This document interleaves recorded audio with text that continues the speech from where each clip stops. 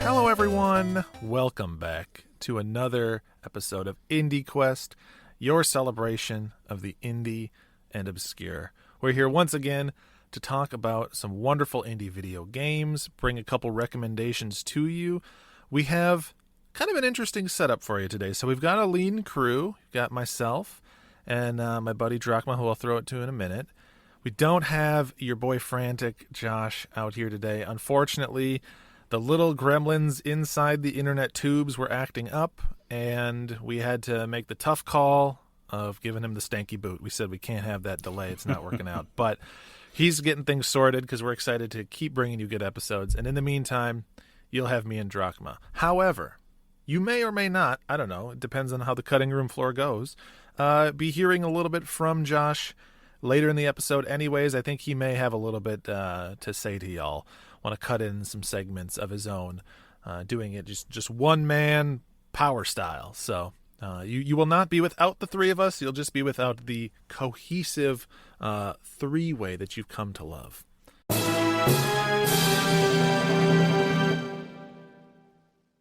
Hey, it's your boy Josh, also known as Frantic by many on the internet. I'm here with a little cut-in interstitial segment for the show this afternoon, evening, morning, whenever you're listening. So, as you can tell, I'm not part of the podcast today. I had some connection issues with my internet. We tried to make the call happen for a good solid chunk of time, and there was always some sort of delay. I was pretty bummed out about it. I had a pretty solid indie pick too, but you know what? I'm going to save that conversation for another time. And I want to introduce, well, maybe reintroduce a segment that we do ever so often that maybe we can start bringing back, more often here, is like some games that are coming out or have came out, upcoming releases, like what is on the indie radar right now. So there are 4 games that I've heard a lot of great discussions about that I want to bring to your guys' attention here. And we're just going to talk about them a little bit. I'm going to introduce what they are and let you know where you can pick them up and everything. And so just some indie games that I feel like have been out for a little while or deserve your attention that maybe people haven't talked about enough. But these are just some games that I've heard some people like mumbling about, murmuring about, just little conversations about them, you know. So first off here, we've got a game called Vampire Survivors, and I know a lot of people have heard of this game. A little description, or at least the developer description, which I think are really fun to read half the time.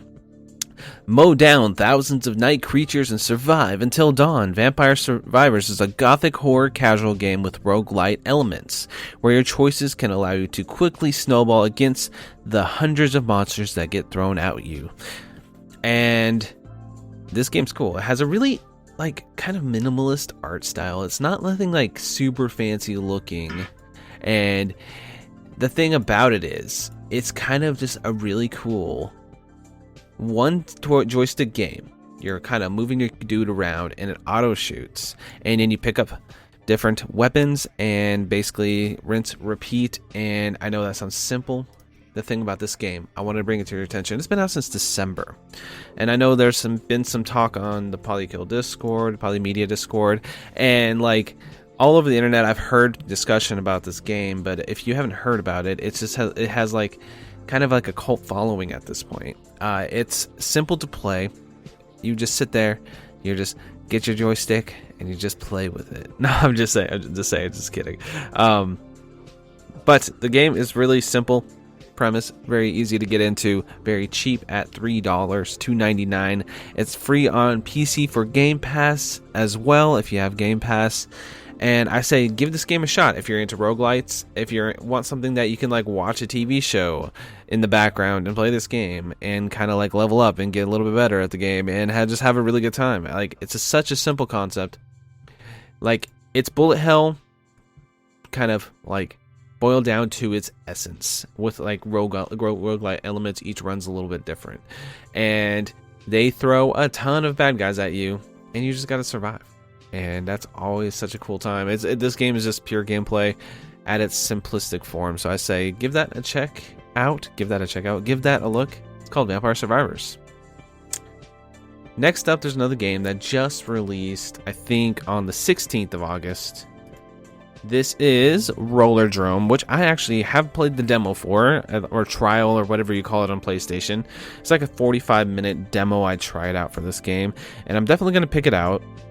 I can't say the proper words. I'm definitely going to pick it up. We got Tony Hawk style gameplay, very simplistic form of Tony Hawk, like take Tony Hawk and kind of boil it down to its essence. We got shooter gameplay. We got crazy futuristic death sport in Rollerdrome. And do you know what's funny about this game? This game is set in 2030. And I'm like, dude, that's like not that far away. Maybe you guys should have pushed that date out to like 2060 or 2075 or something. Year 3010, you know. But anyway, jump into this game. It has kind of like, if you guys played the game Sable, it's kind of like that art style. If you haven't, I would say cel shaded, but kind of like a little bit like line art drawing look to it. It's very grungy looking, but kind of colorful at the same time, which I appreciate. And basically you're skating around these skate parks. You're shooting guns from your skateboard, or actually, and this is not a skateboard, it's a roller skating game, not a skateboarding game.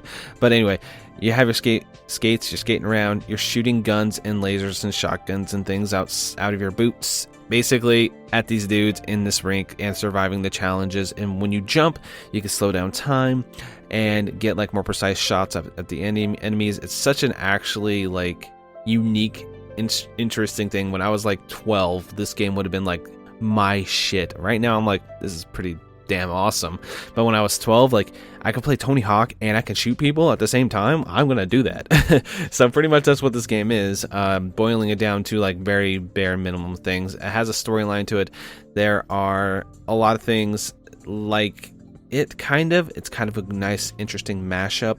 But I do think this is going to be something to check out if you haven't already. It came out a couple weeks ago at this point, but I have not heard anything but good things about it. And the little bit I played, like I said, like 40 minutes or whatever it was, very short trial. Why not just give it for free on PlayStation Plus? But that's a different conversation. Yeah, I do think this game is worth your time. If you haven't checked out Rollerdrome, I definitely think giving a watch on a trailer and then try it out for yourself. If you have PlayStation Plus Premium, that's the only way I can think of or see to play it without spending like $25. I think it's 25 or $30. It's a pretty pricey game. You do get like 6 to 8 hours supposedly out of it. So if there's a way for you to try the demo, try it out, see if you like it like I did, I'm probably going to be picking that up soon and playing it more, maybe after other things that I have lined up. But yeah, check out Rollerdrome. It's available on, I think, PlayStation and PC right now. Another one I saw, I haven't looked into as much as the others, and I do think this is playing audio. Here we go. It's called Arcade Paradise. This game is interesting to me in the fact that what it is. All right, let me read the description here. This one, manage profits, pick up gum, and do the laundry, and get coin, and to unlock arcade units, and flip the family laundromat business to become an arcade paradise. Yes, this sounds such like a cool concept. So basically, that's the concept of the game. You kind of level up your laundromat. Oh, is this playing audio as well? I'm playing a trailer, so I have this visual in front of me. You guys should do the same as well. But basically, first person laundry room, laundromat. You do things around the laundromat, and then as you earn money, you can unlock arcade machines. That's what's drawing customers in. And then slowly but surely, you rank up this laundromat to become an arcade where people could come and play arcades and arcade games. And they are all like knockoff things of other arcade games. They have like a DDR version. They have like a Pac-Man game. They have like lots of little cool interesting things. This game looks fantastic to me just from the concept and the premise. I see here they're going on like a 90s PC doing AOL Instant Messenger, so honestly I should just click purchase right now. But it looks just fantastic. It's on everything I think right now. Let me try and make sure it's on PlayStation and all that. It looks like it is. It's out now for all the consoles. I had not heard of this game. I would consider it indie. It's a small team making it, called Nosebleed Interactive. And yeah, I think that you guys should give this a look. I just think it's such a fun thing, and I love the concept, the ability to play like kind of knockoff arcade games inside of an arcade that's fake, that's in a laundry room, so you're kind of playing a simulation game inside of an arcade game. I don't know, it's just like, it looks really cool, like really impressive looking. Well, not graphic style, looks pretty simple, but like the actual mock arcade games look like real arcade games that you would see in real life with like a twist, which I think is pretty cool. But anyway, I'm just going on forever about Arcade Paradise. I think you guys should check that out. That's also on everything as well. Looks like some other things are coming out around it, some DLC and things. I'm just kind of skimming their page here, but I'm seeing like a beat 'em up, like a Missile Command clone, like a tank clone, and I just think it's really cool that this exists and people are able to make like just unique things like this. Because who would have thought of this as something that you can play, but you can just buy it right now, try it out. I think that it's worth $20 from what I'm seeing. I've heard some good talk about it, and I think that you guys would dig it. So check out Arcade Paradise. I got one more game for you. It's called Midnight Fight Express. It's a Humble Games published game. The description is: a former member of the criminal underworld is lured back into the life by a mysterious drone claiming they have until sunrise to prevent a citywide criminal takeover together. So basically, dark, gritty, fast, isometric beat 'em up, kind of. I would say it's almost like Hotline Miami, but in like a 3D style. Very intense looking gameplay, really dark and gritty art style for everything, the cutscenes and all that. Very intense looking just generally. And basically what you do is you go into a room, beat up a bunch of bad dudes, and there are 41 rooms to complete. I notice on some gameplay that some of the rooms seem pretty short, but think little action movie set pieces that you just play through, and basically it's kind of like a one-hit kill type situation, kind of like Hotline Miami, like I said before. And you just do like a little action movie scenario, and it plays into a larger narrative, and it just has like a nice, sleek graphic style. It's very almost cartoony looking, even though, like I said, it is like just, CGI graphics. Top down, really almost Fortnite-y style. I'm not saying that in a negative way, it's just that cartoony look kind of, but more gritty. It's kind of hard to explain. Actually, if you're going to ask me how to explain this look, I would say almost a Batman the Animated Series. It's like very vibrant, colorful, but there's like a dark eeriness to it, and I just think it looks super brutal, really fun to play through, and I think you guys should check it out. I think it's on everything. I'm just double checking real quick while we're talking here. Yes, it's on all the systems: Switch, PS4, PS5, Xbox, all the good stuff. The series is all that. And also, speaking of the series, it's on Game Pass as well. So check that out if you are any person like me that loves a nice beat 'em up, like badass looking game. I think this one will be right up your alley. Definitely, if you enjoy run-based games, I think you'll enjoy this too, because it's basically find out the puzzle of a room, beat up everybody, and get to the other side of the room type situation. And yeah, that is going to be it for today for games that I recommend that you guys should check out. I think, like I said, we should each pick one of these every once in a while, or two, and then kind of bring them to your guys' attention. I think it's a pretty fun way to get you guys playing some indie games you may not have heard otherwise. And that last game was Midnight Fight Express, if I did not repeat the name, which I've been working on trying to do that more often. But yeah, I hope you guys enjoyed my little segment today. I didn't bring an indie game. I just don't feel comfortable doing a pick. Like, I did one pick, Minecraft, and I did it like I'm the super DJ. I'm doing my own episode of the show. I did that. but I don't really want to bring a pick and not talk to the guys about it anymore. I think Minecraft was just a unique situation because there's more to talk about. I mean, it would have been a nice conversation with the guys too, but I don't know. I was feeling kind of experimental with that episode, so we tried that out. But yeah, I just don't really want to bring an indie pick without talking to them about it. But anyway, let me go ahead and give you back to them. I appreciate you guys so much for listening to IndieQuest and supporting us, and I'm so excited for the next episode. Just stick around to the end, and they'll tell you what it's all about. I'm pumped for it. I'm preparing for it right now. Mentally, it's going to be a good time, so I'm adding to the hype there. Let's see what it is. All right, guys, one of y'all take over the show, I guess. This is weird. Okay.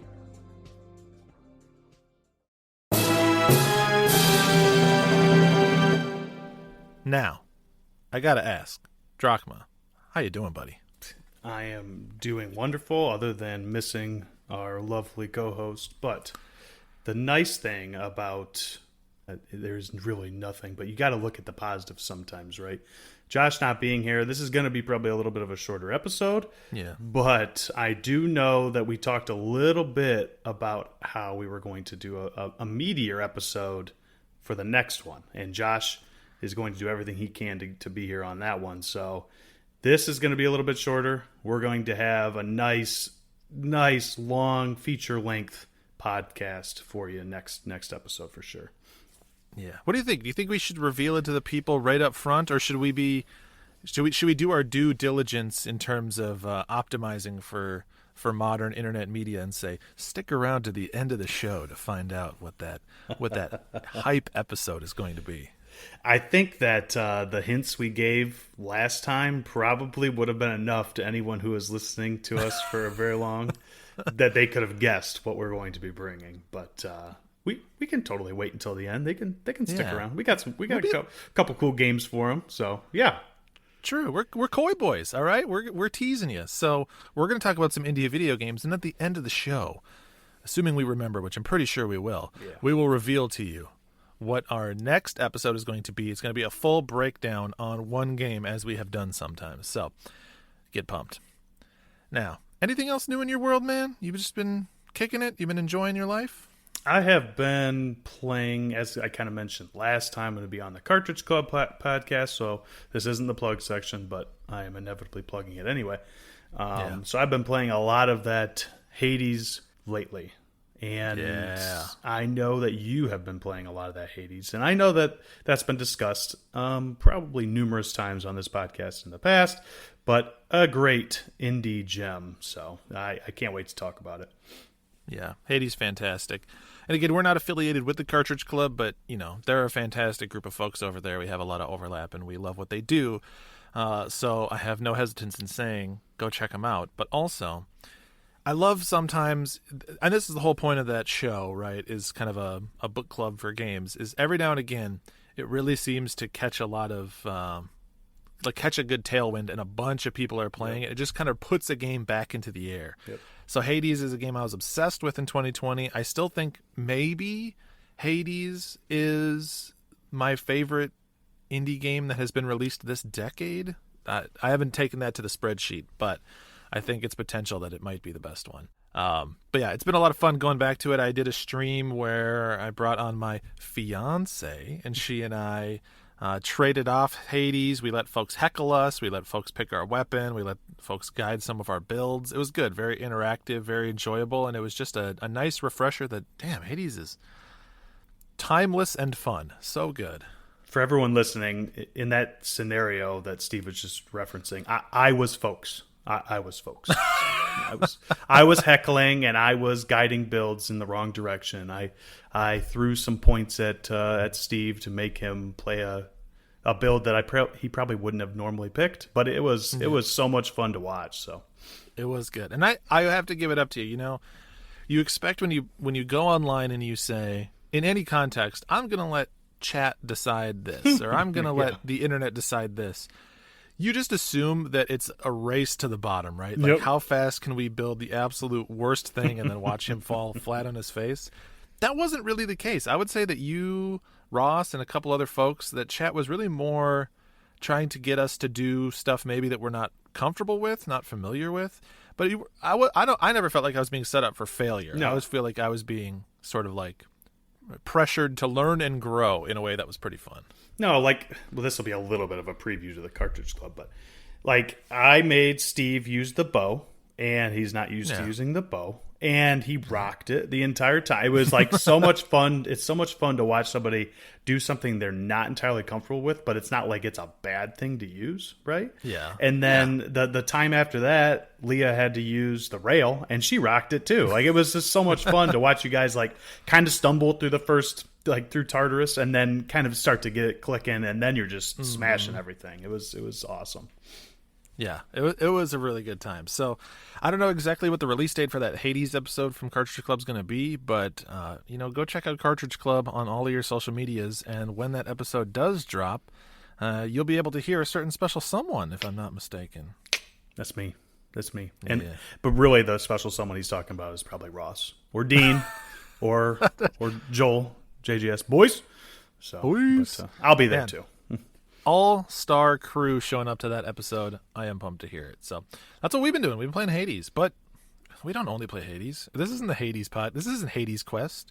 All right? That would be a fun podcast, I'll be honest. That would be a fun podcast. There probably is a Hades podcast out there, right? If you can dream it, there's a podcast about it. Every single episode, they take 30 minutes to talk about one specific boon and how it can fit in with every single weapon. Like, that would go on for a long time, for sure. Yeah, I would probably listen to that too, so I might be checking that out later. However, we don't only play Hades, we play a bunch of other games. And, well, a lot of those games aren't indie, so we don't ever talk about them here, but, there's other podcasts for you to get your fix on that. But we do play other indie games, and we each have one that we are here to bring to you. Now, I tend to like, sometimes you like a nice build-up, you like to kind of get a running start, and then, wham, drop a surprise on me.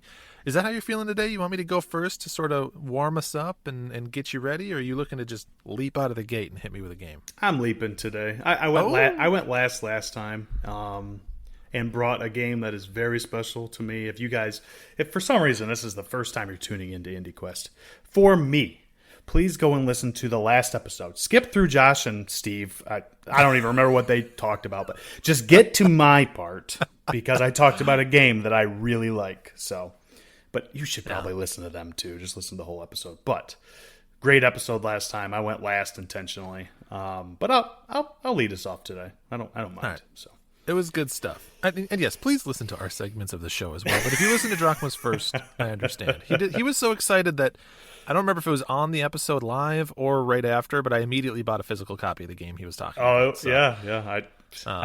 I must have sold it pretty well. And it's funny because even listening to myself back after the episode, I was like, there was a certain point where I forgot I was podcasting. And that's a good thing, right? That's exactly what you want, right? Yep. You just want it to be a nice conversation about folks talking about games they love. So absolutely. That brings us to what are you bringing? What are we chatting about today? All right. So today I brought a game that is a very old indie game relative to the rest of, I guess, the indie sphere, right? I think that we can both agree that indies really started becoming prominent in the late 2000s, but really didn't probably hit their stride until the early 2010s. That's when they really started to get popular, after Super Meat Boy, Minecraft, and things like that. I always attribute it to the launch of the 360 and 360 Live Arcade. So late 2000s, 2007, 8, 9, it was sort of the first great indie boom with a lot of the games that folks still look back on fondly today. So that certainly doesn't mean there's tons of indie stuff that has existed earlier than that. Yep. And in fact, a future episode that we've talked about discussing at some point is us sort of litigating what indie means when you start to get back into the early 2000s and late 90s, because some of those team sizes and publisher deals and things get a little hairier, but we'll save that for another episode. I totally know what you mean about early indie here, and I'm excited because I have a very strong nostalgia. I have a very warm feeling in the pit of my stomach for that era. That was a real point of like discovery and a real genesis of my indie love. So almost anything you can pick from that era, if I've played it, I'm going to be happy to hear. So it's funny, we're going off on a tangent here, but I actually like think of that era with WiiWare because I was a Nintendo kid, and WiiWare was same time. Same time, same deal. Yeah, it's just what console you had. Right? Yep. All right, so without further ado, we're going to be talking about. I'm pretty sure this is how you pronounce it. I've looked up some stuff. Machinarium. Oh yes, I love Machinarium. This is going to be fun. All right, this is a tough one. All right, I'll be honest. I had two guesses, and Machinarium was my second of the two, but I thought it was going to be VVV. Oh, I do need to play that still. So it's very good. I don't think we've already brought it. No, that would stick out sure like a sore thumb on the quest log. Just a bunch of these. That's a good game. Well, that will be brought at some point. That's a game that I always kind of keep in my pocket for when we need it. But yes, Machinarium. I'm very excited to hear about this. What inspired you to pick this one up? I feel like it's sort of the games of that era, this one has maybe become a little more lost to time than the others. Yeah, cult classic-y, I guess. Yeah. But so like just so the audience knows, a lot of the indie games I'm picking, I recently got, I've probably talked about it a few times, but I recently, to me, got a new laptop. It's been like a year now, which is kind of crazy. But so Steam is like a new thing to me. So I get to just jump in there and discover all kinds of stuff. And of course, Steam has like more indie games than I could probably count to in the rest of my life, right? So there's just a crazy amount of stuff. I mean, there's obscure stuff, there's super popular stuff, and everything in between. So in conjunction with, here's another plug before the plugs, the Polykill Challenge, I am trying to beat a game from every year since I was born, right? 2009 I have not done yet. Little spoiler there, Machinarium was made in 2009, or at least it released in 2009. I'm sure it took them like years before that, but released in 2009. So for two reasons, and I'm going to say this early because I have not, I planned on talking about this at the very end, but honestly, it's a good time to talk about it. Machinarium, for anybody that doesn't know, is a point-and-click game, kind of a point-and-click adventure puzzler. That is the exact opposite of the kind of game that I gravitate towards. I like games like Death's Door, like Gungeon, obviously. I really like high intensity. It doesn't even have to be super high intensity, but more of an action-y where I grew up as a console kid, first and foremost. So anything that makes sense to control with that joystick is what clicks with me more than moving my mouse around. It just doesn't feel right. Yeah, we had a computer growing up and we had games for it, but if there was any way for us to hook up any off-brand Mad Catz controller to it to be able to play it rather than a keyboard and mouse, that's what we were doing, right? So I don't gravitate towards games like Machinarium, but I am thankful. Every day you should think of things that you're thankful for, Steve, right? Everybody should. Good. That's a good practice to live by. Yes. And I thought about this as I was going through this game, and it made me very thankful for this podcast and just thankful for being able to have the opportunity to host with you guys, right? Because it's making me discover games that I usually wouldn't, because I want to do a good podcast. I want to bring things that are not just Gungeon and Gungeon 2 and Gungeon 3 and just everything like that. That's not fun. Like, everybody wants to hear us talk about games that maybe we're not so comfortable with, and that's what makes it fun. Push ourselves a little bit. Yes. Yeah, I love to see it. Yes. So I knew I needed to beat a game for 09. I bought it a while ago and was just kind of sitting on it for a while, and I'm like, you know what? Now's the time. Got a couple hours. It's not a super long game. I always look up how long to beat. About a 5-hour game. So yeah, I plowed through it in 2-3 nights, and that was kind of worked with what was going on this past week or two with my life, and it works with this podcast. And like I said, great to be able to discover new things. So that'll lead us into I already talked about how it's a point-and-click adventure. There's a lot of puzzles, and I would even say mini games in a way. Like, there are certain things where actually some of the gameplay does get more action-y. Specifically, there's a point where you have to stumble as your character into an arcade, and you're playing arcade games. Like, and that I was just like, I'm right at home now. This is my favorite thing. So like that just made sense to me. But like you get to actually, it's not all point and click. They do spruce some of that other stuff in there, and there's some like seriously pretty dang intense puzzles sometimes where you're just sitting and staring at the screen like for a while, right? So, but that's the kind of game it is. A lot of it is moving your character around and clicking on things and seeing what works and what doesn't, right? Like any other point and click adventure game. It's funny. My memory of this game exists really as just like a strong warmth that exists inside me, right? So I played this game in 2009 when it came out, loved it. At the time I gave it like on my backloggery, which is where I review my stuff, I gave it 5 stars, which is the highest you can give it, and I was very positive on it. That was, this is hard to hear for me, but that's 13 years ago. Oh my God. I know. That's a lot of life ago. So a lot of the specifics of this game have definitely fallen out of the back of my head. I remember loving it, and I remember, I would say maybe like the vibe, the tone of it, but I don't remember a lot of the minute to minute. I don't remember really any of the minute to minute. Yeah. And so I'm wondering, in your experience playing it now, adventure games are very famous for sometimes having very obtuse, weird, difficult to sort out puzzles, like combining items that just doesn't make sense, using items in places that don't make sense. How does this game do with that? Is it pretty good, or are there some of those hang-ups? Oh, there are some hang-ups. But here's the thing. Here's the thing. I want everyone to know, I've already said this isn't my kind of game. Yeah. So much of what I am going to say throughout this review could be purely attributed to my experience with games and specifically point-and-click adventures. That's all this is. Yeah. My calling it a 5-star was in no way intended to bias your discussion of it, bias your interpretation of it. It was a different time, different person, different place. Like everyone's experience is their own. So please. Yeah, without a doubt, no matter what type of gaming history you have, this is a very good game.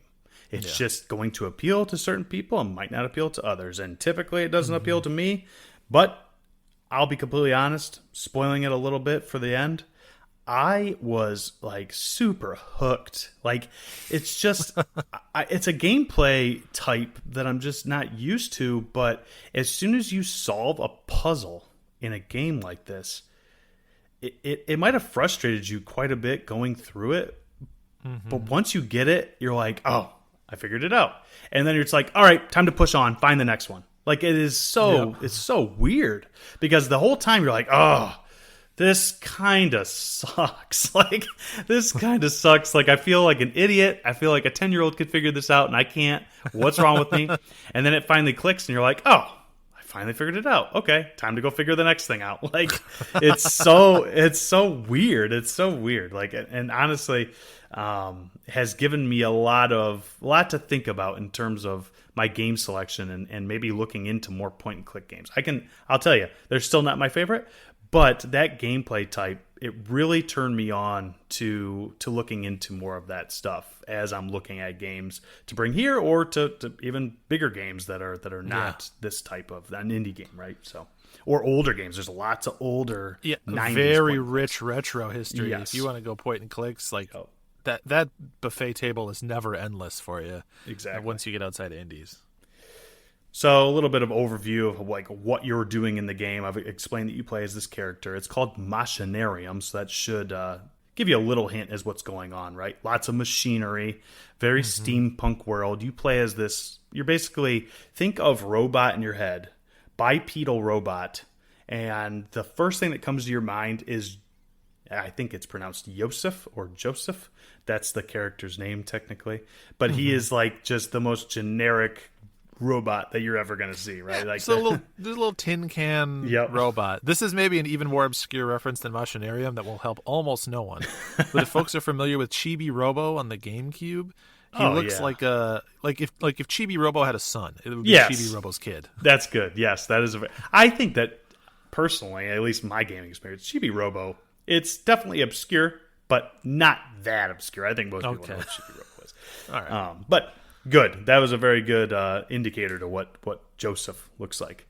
Basically, you get dumped into a scrapyard at the very beginning, and you don't know why. It doesn't really tell you. You just start clicking around and trying to find your way back. It's kind of a weird situation because you're playing as a character who has goals of his own, and you're trying to get him to achieve his goals, but you're not entirely sure what his goals are, right? It's weird. It's like you get no backstory.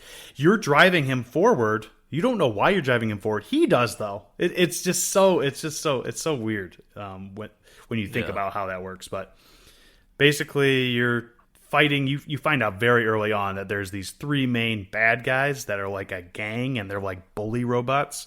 They're called the Black Caps or the Black Hats or something like that. But they all have like a cone black hat on, and they just like bully all the other robots that they ever come across. They just think of like your typical like 1950s gang members, right? Like that's what they remind me. They're just punks, right?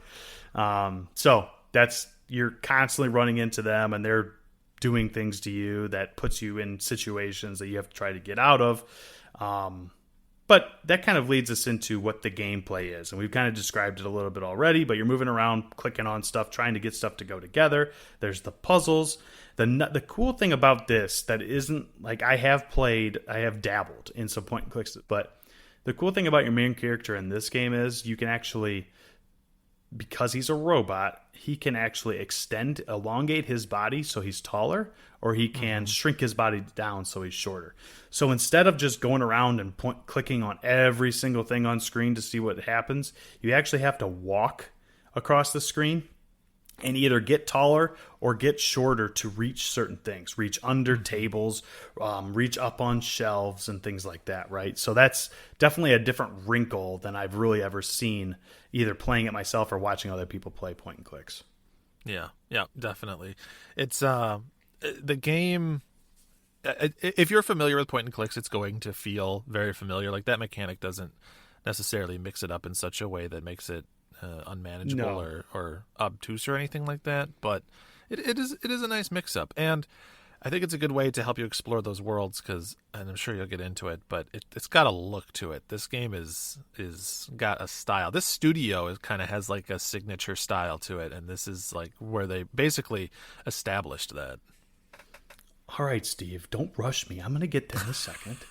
All right, so we will be getting to what I like to call the presentation here in a little bit, but the nice thing about this game, especially for a player like me who's a big dum-dum and doesn't play these games, if you get stuck, there is a hint book in the upper right corner, and you can unlock it by playing like a little shmup mini game. It's like super basic, right? Like you shoot spiders, and it's like very 8-bit, almost like Atari type graphics, right? You're just going through this black and white. It almost reminds me of like Game Boy.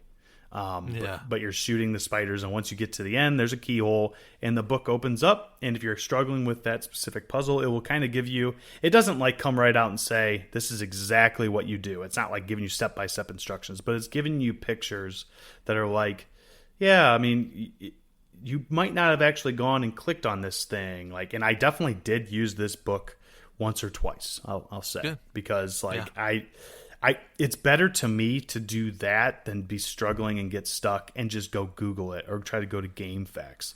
Like, why not use what the game offers me and do it that way? So I'm not jumping in and out of the game to try to figure it out. Like I've done that in the past. Like, I'm stuck, I don't know what to do. I'm going to go to Google and figure out what to do. Right. So I think these sort of in-game hint systems should almost become like expected design for especially adventure games like this. When you have to jump out into another medium, like you were saying, it just takes you out of it. It like sort of yanks your immersion out a little bit. But more than that, you run into such a higher risk of spoiling something for yourself inadvertently. You're either going to scroll too far down the page, or even just trying to find where you are. You might like see a table of contents, and now suddenly I know I'm 40% of the way through the game because I can see what chapter I had to jump to. So it's just it helps preserve the intended experience without getting you completely roadblocked. Exactly. And for a newer player, I think it's a great system because it's like, okay, I can use that. I can play a little mini game and I can get the hints.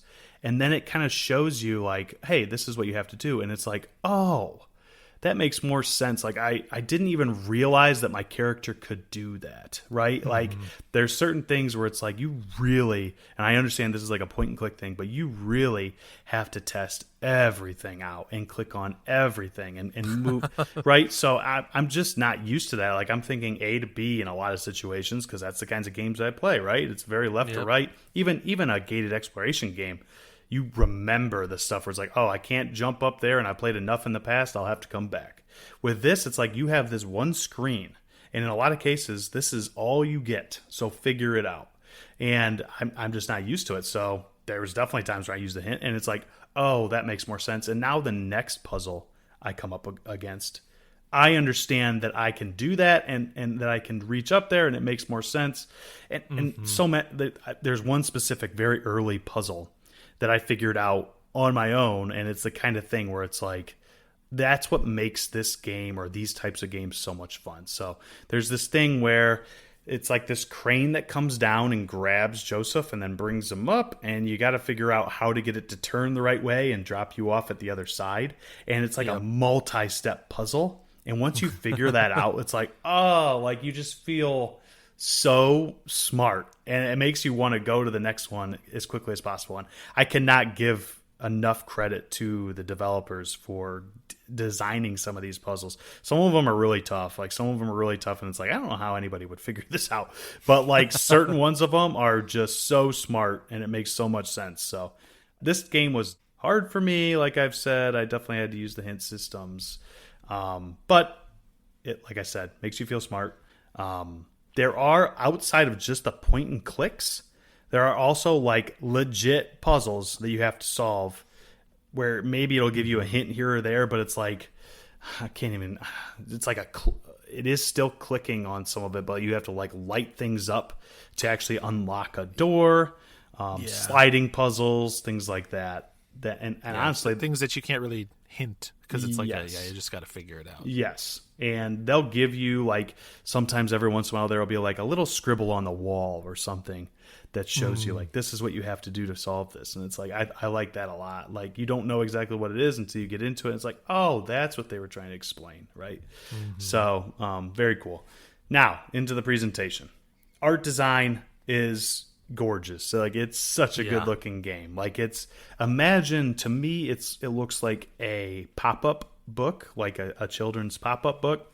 The layering is so cool. Like it's very hand drawn looking, and everything is shaded just the right way. It's very steampunky, which makes sense, right? Like it's all robots, all mechanical stuff. It's like the world has existed for a very long time, and basically all of the landscape has been taken over by some sort of machine, right? Even the animals, the cats and dogs and birds, they're all robots. So it's like everything else is gone, and the robots have decided to make the world as close to the old world as they possibly can. So they just like reanimated certain things to remind them of what it used to be, right? So very cool in that way. Very detailed game. Yes. It's like almost overwhelmingly so sometimes. It feels like the artists drew up the levels and then they left their workstation for the day. They came back and they said, okay, I have to add more detail to this world. Where can I put it? And then they left it for that day, and they did it again, and just for like a week they just kept coming back, and even when they felt like they were done, they said, what more can I add? Yes.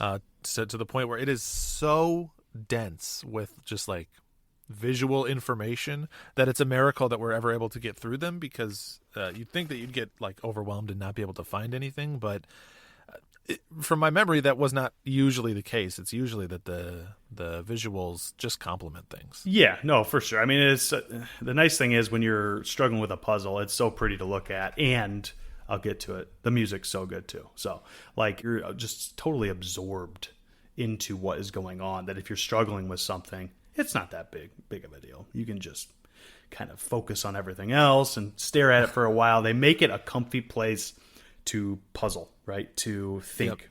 So, but yes, like you said, the depth is insane. There were definitely times when I personally when you're in the outdoor areas, there's just so many layers that you're not. It's like I remember a very specific puzzle where I had to try to get something that was on the other side of the screen that I couldn't reach, and there was stuff in the background. I was like, maybe I have to figure out how to go back there and like loop around and then come on the other side. That's not what you do. It's all just like window dressing, basically. Like it just looks nice. So Yeah. but I mean, still, like it's cool because that kind of makes you think about, well, maybe there is a possibility of doing something like that. Well, there never was, but that is kind of the point of this game. Like you have to puzzle it out in your head as long as it takes, right? You need to figure that out. So maybe it isn't back there, but maybe it is. Maybe it's up here. And the kind of the you take actually stuff into your inventory by picking certain things up, and you can combine them. And a lot of the puzzles has a lot to do with that. It's just like two things that don't seem like they would ever go together. You put them together, and that's the solution to the puzzle, right? So Yep, exactly. A look too that I feel like really there aren't other games that look like this. I think this studio kind of has their house style that hasn't been replicated. There's some other adventure games that like you could say are in a similar-ish vein in some ways. Like the Deponia series is also very like junky, kind of post-apocalyptic almost, but none of them have this very specific brand of like machine life, hand-drawn, like junkyard civilization going on. see, the weird thing about the art style is that yes, it has all the mechanical stuff, but when you think of so many, I think of like Fallout or something like that when it comes to everything's taken over by futuristic stuff. It's kind of a wasteland because that's kind of what Machinarium is. But it's weird because it's so pretty. Like it's so pretty. Like they did such a good job at making an area that's kind of desolate and abandoned by real life, right? And like there's no flowers, there's none of that, but it is so gorgeous to look at. It's just kind of so contrasting in the way you think about how this should look and then how they make it look. It just pops off the screen. It's so cool. You ever want to say to yourself, "Damn, that's some nice looking rebar right there." Yeah, exactly. This is the game for you. The way they blend the browns, because everything's kind of rusted. Yeah. It's like brown is not a pretty color. It's not something I want to look at. But man, this game really makes it look good. Like it's so nice. It's singing. Kind of before we get into music here, the story. Don't typically go super deep into story, and I'm not going to. But I think it's very interesting how the story is told. So there is not a single word of spoken dialogue. There's not a single word written on the screen other than Machinarium at the beginning and just your menu stuff, right?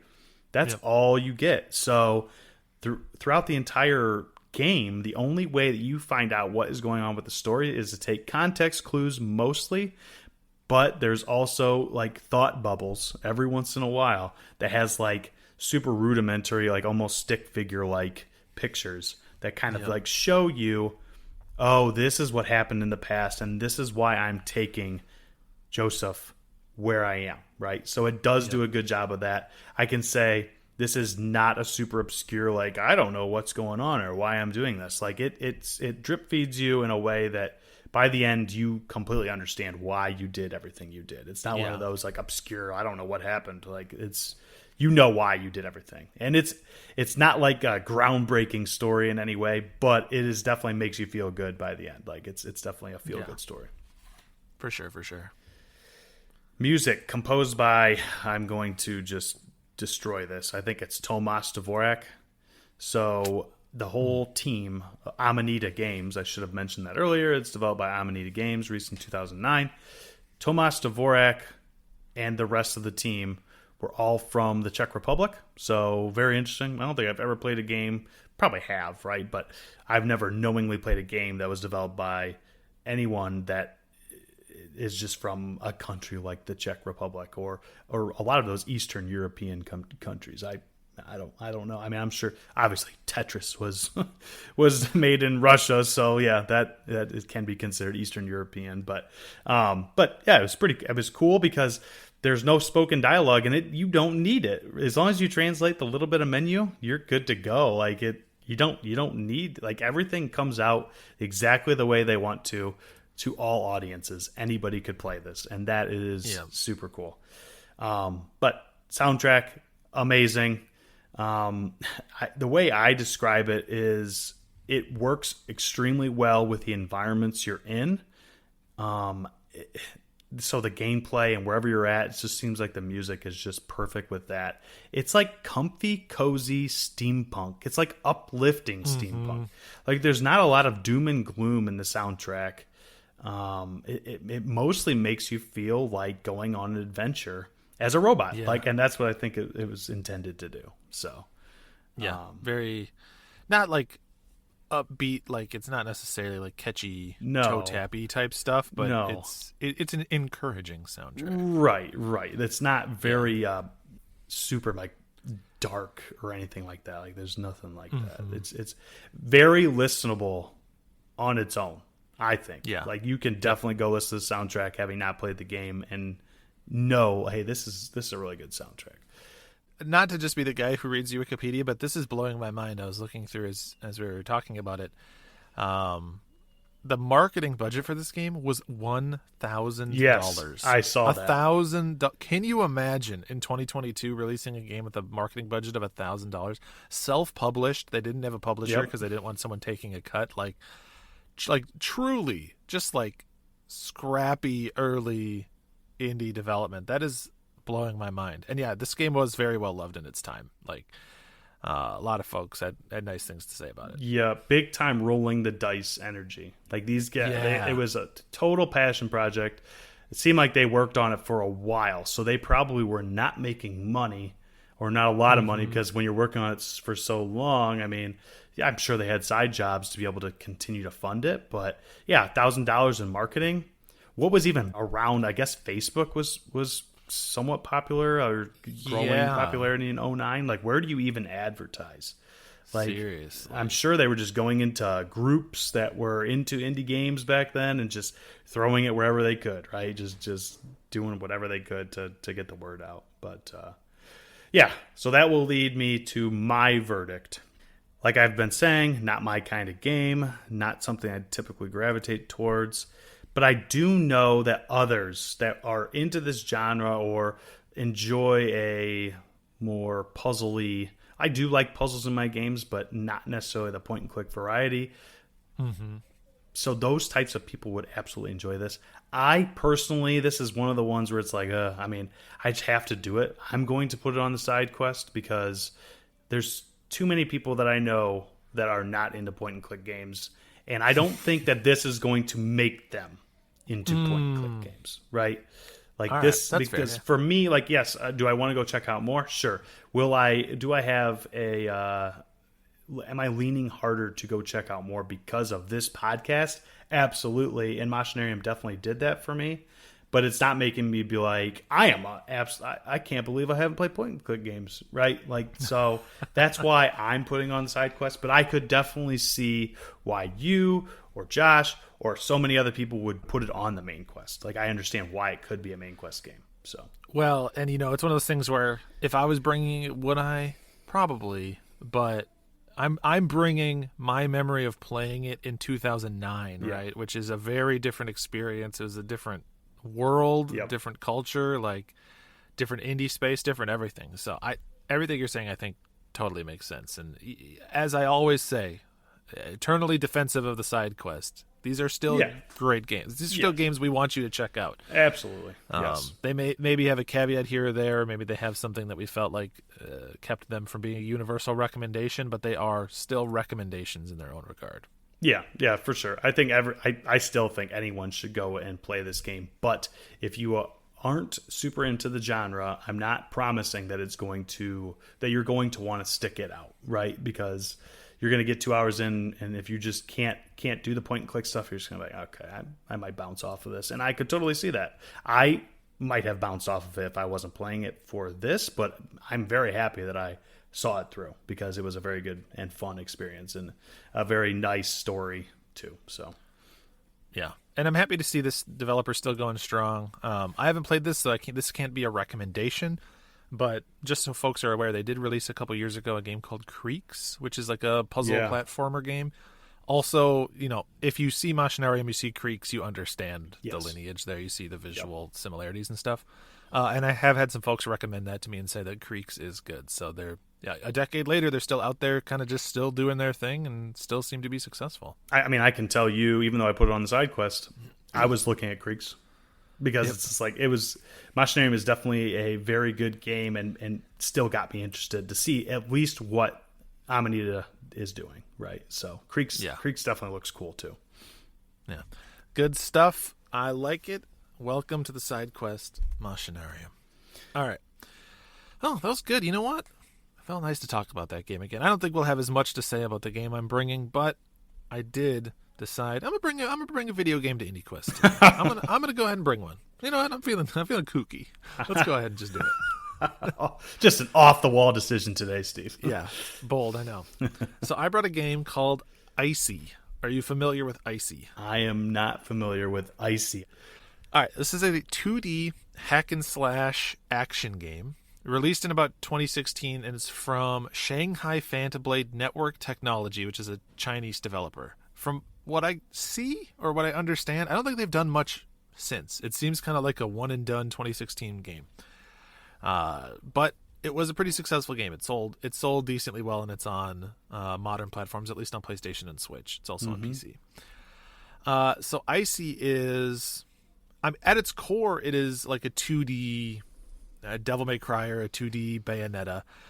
It is very action focused, but it's sort of like big hook is it has a strong willingness to break the fourth wall and incorporate like what I've heard referred to as like metagame aspects. It is a game that is self-aware. It is a game that knows that you are a person sitting on the couch playing it.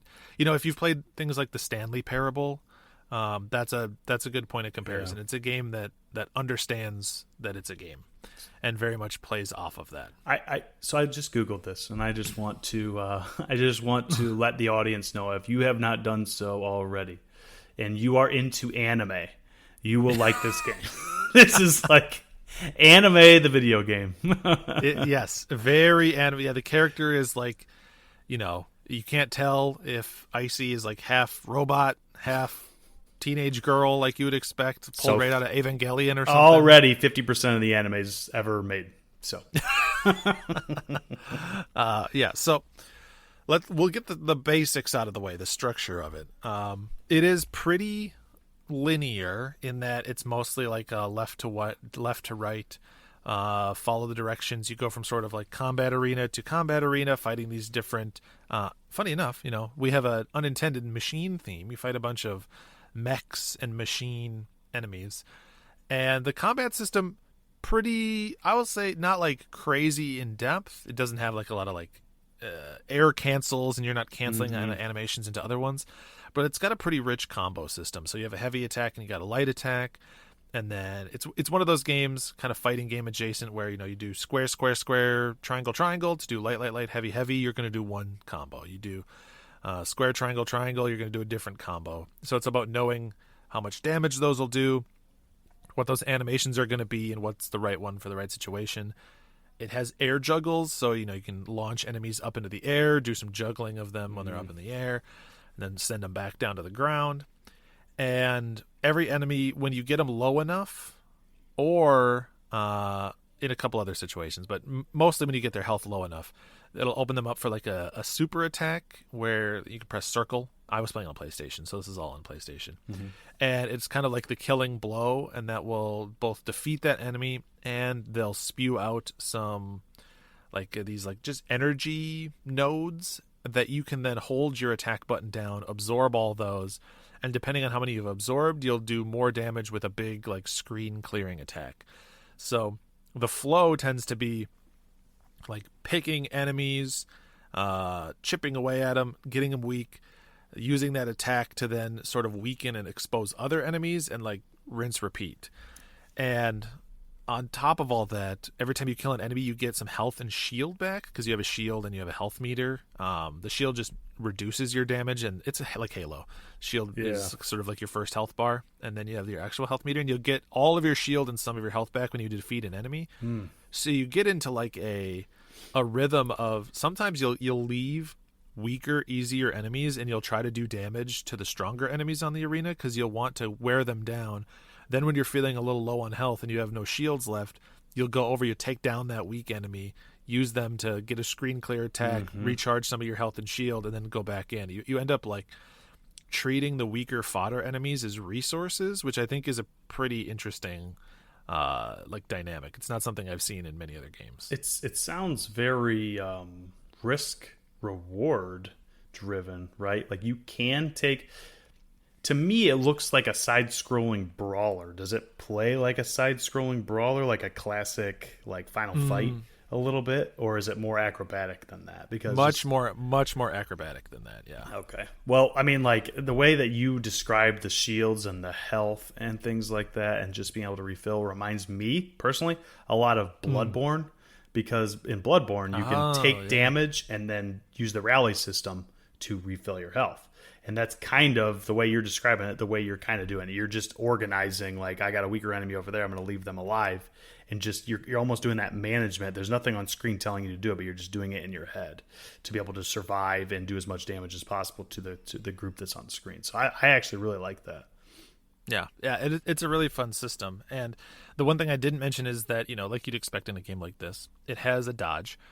And it does allow you to, the dodge serves as both a dodge from attacks, but also like an air dash. When you're out of or when you're not in combat, you can essentially infinitely air dash as much vertical, horizontal distance as you want. You can just zip anywhere on the screen that you want to be. And then in combat, it does have a limited meter. It starts with like 3 uses, and then eventually you can increase that. And if you dodge at the very last second on an enemy's attack, then it'll open them up for one of those super attacks, even if you didn't get their health down. So there's your risk reward. There's your, like a parry almost. Yep. Do I try to time this exactly right? And it has, enemies will have attacks that are like unblockable, undodgeable, that they'll indicate with like a little red exclamation point. So you have to know when to back off, when to go in, when to dodge, when to flee, when to be aggressive. It's got a pretty I think a pretty good combat system in that regard. It keeps you on your toes. Now, there's a couple gripes I have. One of which I'll say they don't always do a great job of putting the groups of enemies together. So what I mean by that is the AI of the enemies doesn't seem to have any regard most of the time for what other enemies are in the arena. So sometimes they'll put combinations of enemies that are like, okay, I have these 2 large mech enemies that are doing constant alternating AoEs on the ground. And then there's 2 or 3 other like little butterfly enemies that are shooting lasers in the air. So like they're never letting up. There's just always damage happening and there's no real safe space. There's no way for me to escape. It's like you can sometimes just sort of get comboed into oblivion and feel like, it kind of just felt like the game decided to kill me there. I wonder if they were thinking when they did that, like, you can regain health. You'll be fine, right? Like, we allow you to regain health, so we don't care as much about making undodgeable or It always seems very cheap when you're playing a game and you don't feel like you can not take damage, right? I hate that. Like, I hate that in games when there is a situation where I could not have been skillful enough to not take damage. So you just have to like mitigate it with either health drops or by using the system in this game where you kill another enemy and you heal yourself. But maybe that's what they were thinking, like, we allow you to heal yourself through the levels, so we don't mind just obliterating you for a little bit, and then hopefully you can recover from it. Yeah, exactly. And I mean, the checkpoint system is pretty generous. Every couple of screens there's a checkpoint, so you're never redoing more than like 1 or 2 fights, but it is like sometimes you're just like, all right guys, I see what you did. Yeah. Well, you were saying that this is a pretty good combat system. So speaking of pretty, this game looks awesome. I love the way this looks. It looks like you're literally playing like a newer anime, just like the shading on it. It's crazy.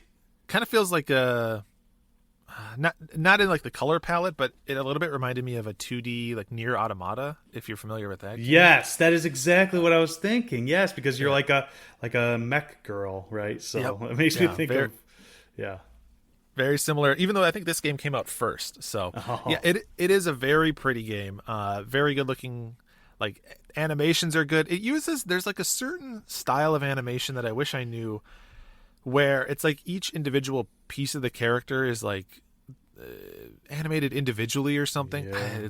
It's really hard to describe, but there's a certain like fluidity to the way all the different parts of the characters move that you'd recognize from some other games, and a more intelligent person than me would know the animation style. But very fast, zipping all over the place. There's always like energy shooting out from all over the place. There's always like different little like special effects and whatnot.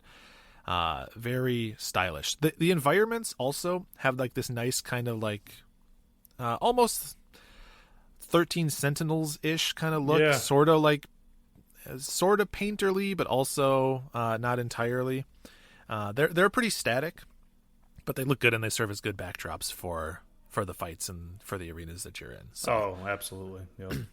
So yeah, great looking game. Very, very fun combat system, except for when it wants to push back on you.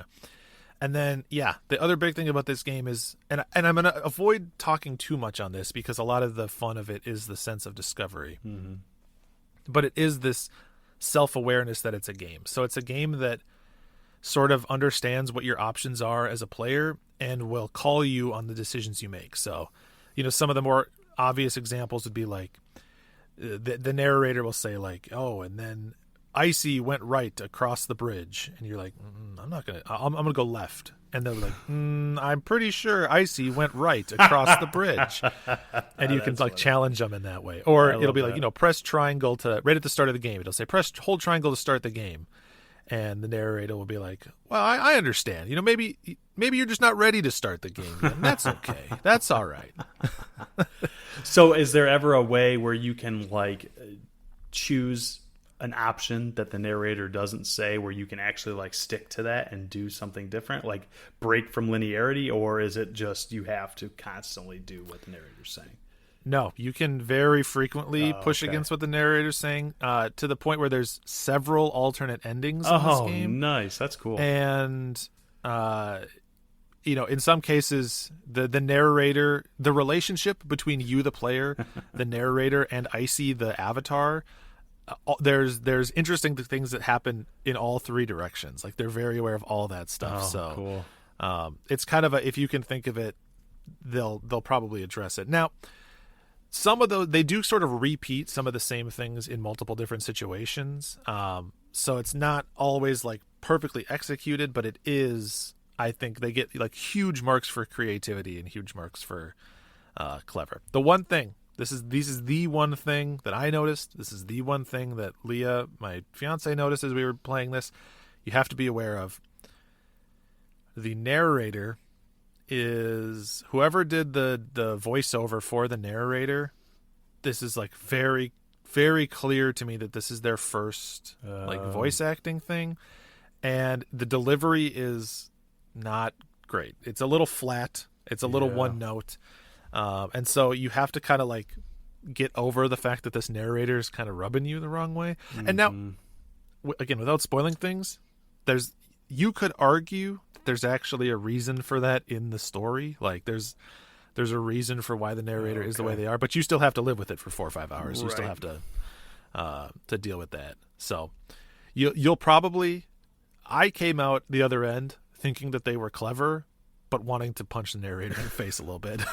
So like, a good option for these types of games to have, I don't see where there's any dialogue on screen, but is everything the narrator's saying also written? And can you turn the narrator off? It is all subtitled. You can't, I don't think you could turn the narrator off. That would actually be kind of weird in this game because the narrator is such a big part of the experience. Yeah.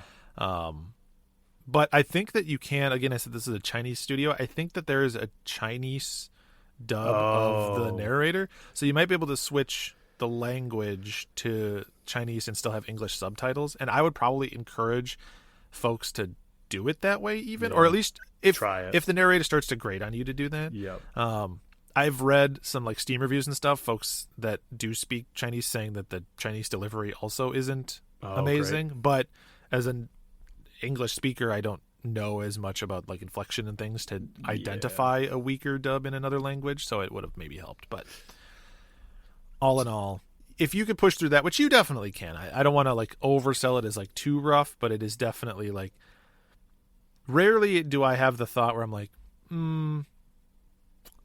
I think I could have recorded that line with more emotion. Like, I mean, is that true or not? I don't know. I'm not a developer. I don't know the struggles that go into all these things to get high quality voice acting, but it was definitely, it had like real, the guy in the office who was willing to do it energy. So much of that. I mean, it makes me feel bad for the people who voice act sometimes, and even if they are newer, and very, very well could have been newer, but a lot of times it has a lot to do with the direction you're given. Yeah. Because you don't get to see the gameplay while you, like, it's all happening in tandem from what I understand. So if they're like, well, we kind of want you to sound like this, and they have you do the take once and like good enough, then that's really, is that on you or is it a bad, exactly. So I get it. I'm not finger pointing there, again, games are hard to make. But yeah, I know what you mean, that it could have come from any number of different directions. I did look the voice actor up, and they haven't really done anything else, so it gives me real. Okay. This person was just. All right, Steve. Okay, it was a guy in the office. I get it. But since we have to listen to that guy talk throughout the game, and he's a little grating, is the music grating, or what's the music sound like? Music's good. It's very. In looking at the game, you would be able to guess this, but it's very like high energy electronica type of like dance club, like cyberpunk dance club music. A lot of like synth lines, heavy thumping bass, things like that. It's a game that is very stylish, and it knows it's very stylish. It wants to create that experience. It's all music that I would say none of it is something where I'm like, ooh, I would definitely listen to that album solo. But if any of those songs came on, I'd be like, oh yeah. Ooh. What song is this? I'm kind of feeling this. That's good. That's cool. I mean, just some real catchy loops. It looks like that would fit the gameplay based on the screenshots I'm looking at. So, yeah. And there is, that metagame is an important aspect of it, and there's a lot to discover there. There is also sort of like an in-fiction story, I guess, where you are. It basically amounts to you are trying to get to the big anime villain. You are trying to get to the top of this tower that overlooks this robot city. He has the Necronomicon, which he is going to use to essentially take over the world, and you are the fated. You are the chosen one. Your destiny is to stop him. So it is quite tropey. It's not going to be groundbreaking in terms of the story, is what you're telling me. Yes, it is. But I think maybe on purpose, because the game wants that story to feel so familiar that you're like, I don't really care. Yeah, exactly.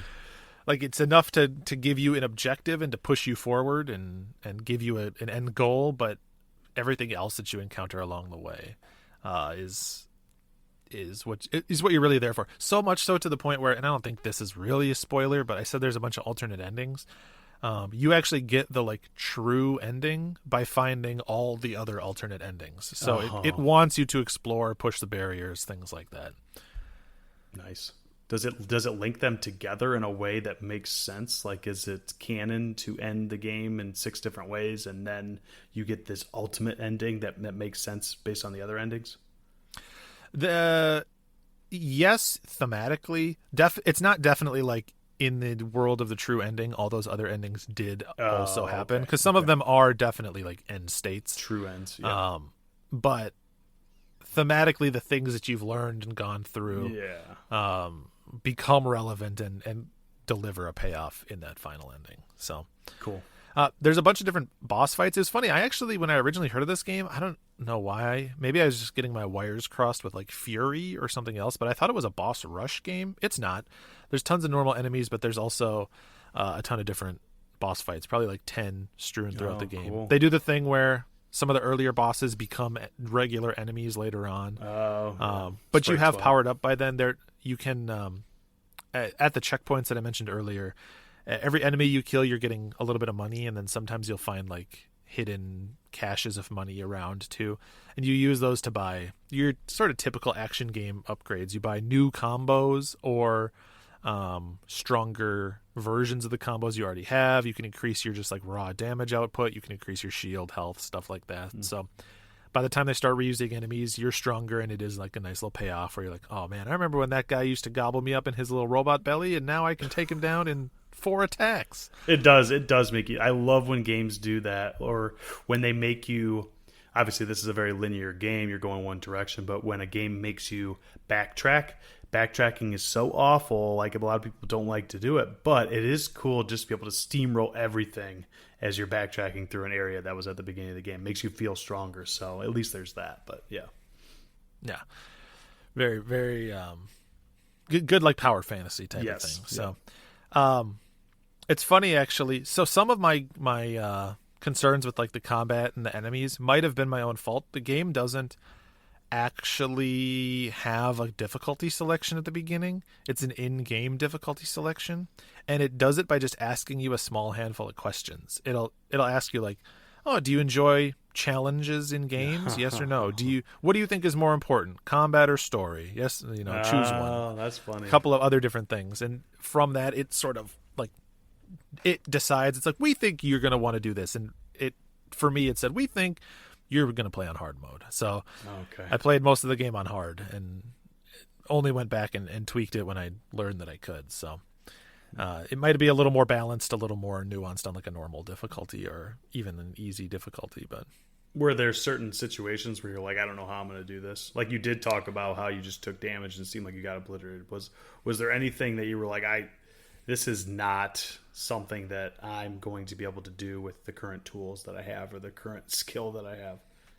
There were one boss fight in particular, maybe a couple other instances, but one in particular where it felt like they were so strong and so aggressive and so punishing that, like, if I got close and tried to do any sort of combo, they would probably grab me and like do half my health instantly. Yeah.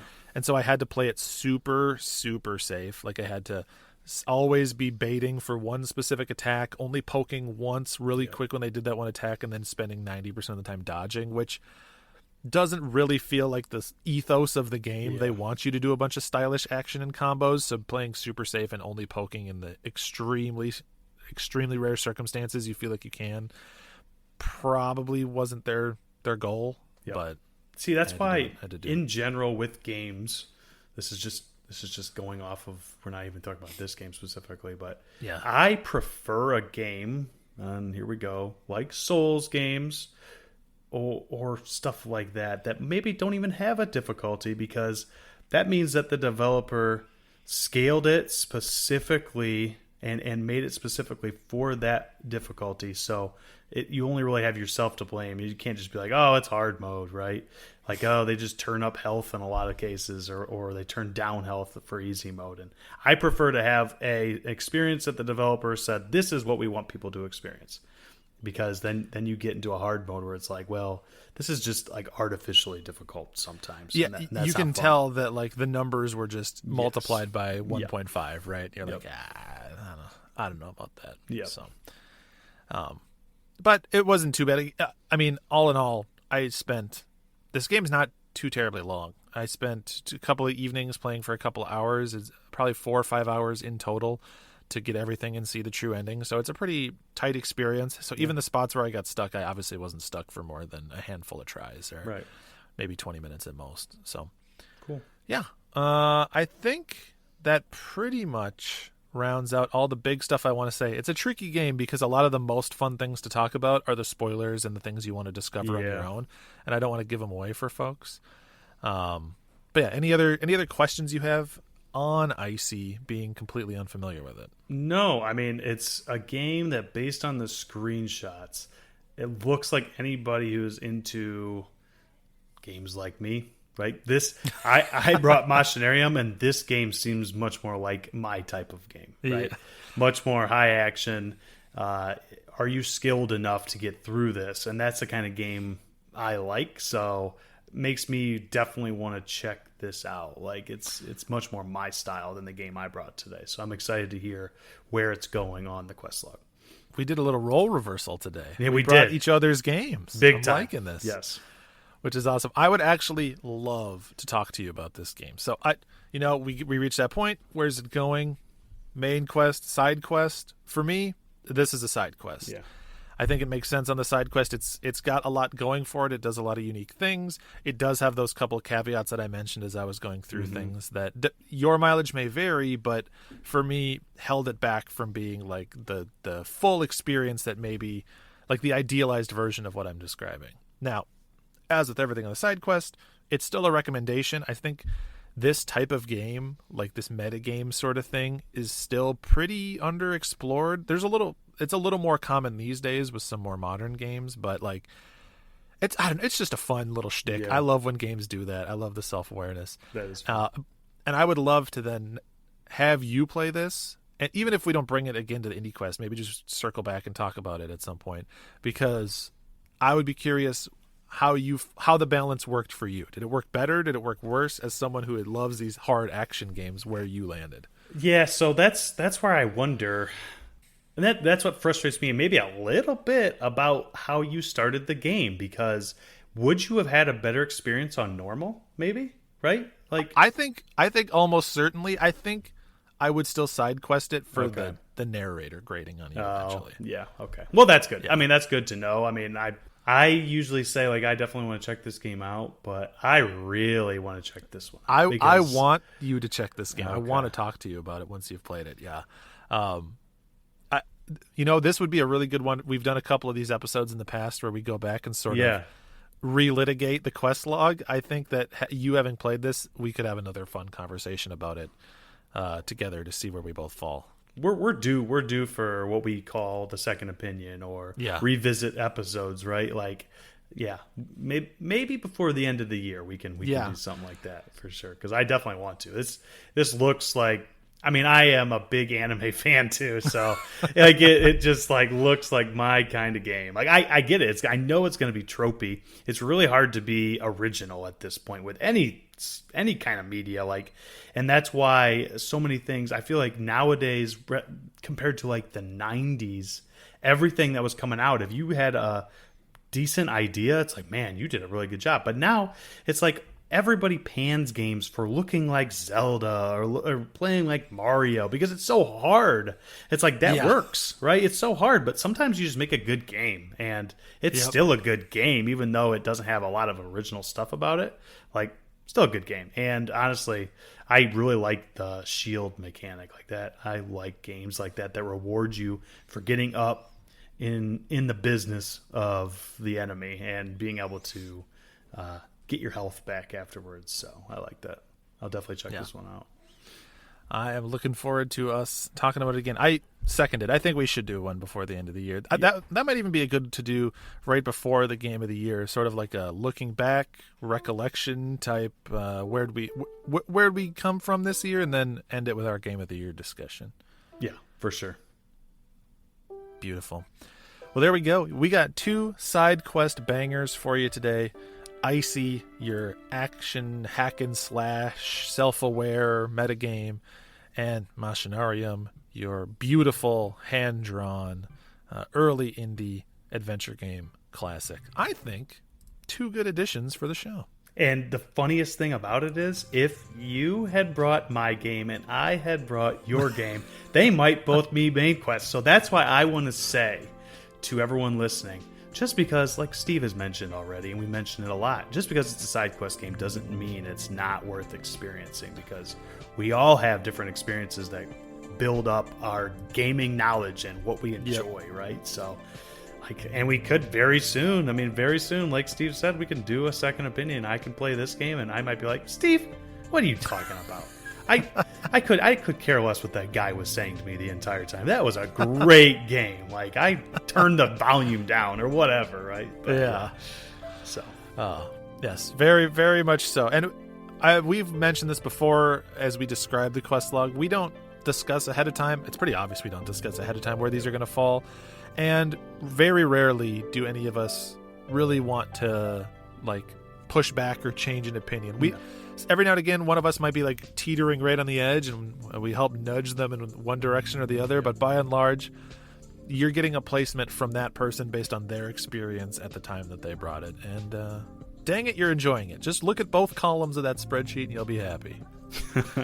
So speaking of the quest log, I think I'm pretty confident that the game we're bringing next episode is going to lean one way for all three of us based on our experiences in the past. Yes. Well, you know what? You've teased. You were a coy boy up front. You're being a coy boy now. Why don't you just let the folks know what are we going to be playing for next episode? We will be playing the To the Moon sequel, Finding Paradise. Finding Paradise. Very excited. To the Moon. Another game that I played right when it came out. Have loved. We did the whole episode. I don't need to go back and read to discuss everything I said in that episode, but it was very clear, I think, coming out of that episode that it's a game that was very meaningful to me. Yeah. And then I did the thing where I just promptly never played any sequel for no good reason. There's like 2 or 3 of them at this point, and I just never kept up with the series. So it's good to finally have that runway and have sort of the homework assigned. Like, no, you got to play this, man. You have to play this game. I know you're gonna love. Yeah, I mean, I'm so excited to look at the Doctor's story as it goes into this one. Like, it does such a good job where a lot of these games that we play, an example for me is the Trails in the Sky and Trails of Cold Steel. Like, they're not indie games, but honestly, they're pretty obscure. They're made by a big company, but really obscure for like AAA games, right? So they always do this thing where they like make a game and they build another game on top of it, build another game on top of it, where you wouldn't want to play like the third game in the series. I don't really think that that's what this series does. You can play them out of order, but it makes someone who, like us, played To the Moon, like, it makes me, I'm just like salivating for another game in that series. Like, I cannot wait. I'm so excited. Yeah, I am pumped as well. So that'll be our first episode that we release in September. I forget the exact date, but you can look at your release calendar and you'll figure out when in September that'll be. You'll see it pop up in your RSS feeds. We're all quite excited, and the plan is hopefully we have all of our technical difficulties sorted. You should be getting the full stack. You should be getting the full Drachma, Frantic, and Steve for that episode. So for sure. Very much looking forward to it. And we'll probably do something very similar as we did to the Moon, where we'll go through a spoiler-free section, basically tell you how good the game is, whether you should play it, and then we're just going to go. My favorite thing, I think, that I've ever done for this podcast is when we just go off the rails and we'll just be like, what'd you like about that? I like this. What about you? And it's just like where 3 bros are talking about a game that they love. So look forward to that. I am quite pumped. It's gonna be awesome. So, that'll wind the show down. I think another good episode. We kind of lied to you. We said it would be a shorter one, but then I know. We didn't anticipate, because behind the scenes for you. Sometimes we know what games are being brought ahead of time, but increasingly lately we've adopted this Drachma style of make it a surprise. And every now and again, in a case like this, that surprise turns out to work perfectly. I think we both brought games that the other one is a little bit salivating at. So you got a nice meaty episode anyways, even with just the 2 of us. Yes. Congrats on that. But if you want to reach out to the show, if you want to get a hold of us, let us know what you're playing, any recommendations, any segments you want to see, anything. Ask us a question.